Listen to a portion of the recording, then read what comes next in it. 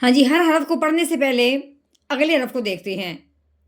جیسا کہ اب ہم نے میم کو پڑھنا ہے، میم کے آگے الف ہے، اس کے اوپر کوئی زبر زیر پیش نہیں ہے۔ اس کے آگے یہ لام ہے، لام کے اوپر بھی کوئی زبر زیر پیش کچھ نہیں لگا ہوا۔ اس کے آگے کیا ہے؟ دال ہے۔ ہر حرف کو پڑھنے سے پہلے آگے ضرور دیکھنا ہے کہ اگلے حرف پہ اس طرح کی کوئی شاد یا اس طرح کی کوئی جزم نہ آئی ہو۔ اگر تو آ گئی ہے تو پھر ہم نے پچھلے والے کو اگلے کے ساتھ ملانا ہے۔ میم پڑھنے سے پہلے آگے دیکھیں الف اور لام کے اوپر تو کچھ نہیں تھا، لیکن دال کے اوپر 3 دانتوں والی شاد لگی ہوئی ہے۔ اب ہم نے کیا کرنا ہے کہ شاد والا جو حرف ہے میم کو اس شاد والے حرف کے ساتھ ملا دینا ہے۔ کیسے ملائیں گے؟ میم دال زیر مد بیومد۔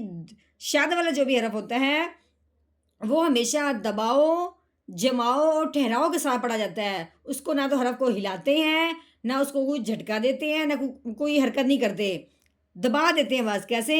بیومد۔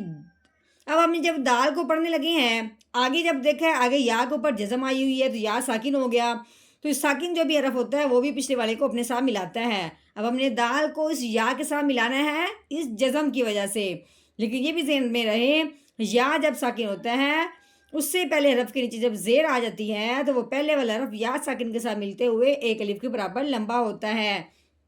کیسے لمبا ہوگا؟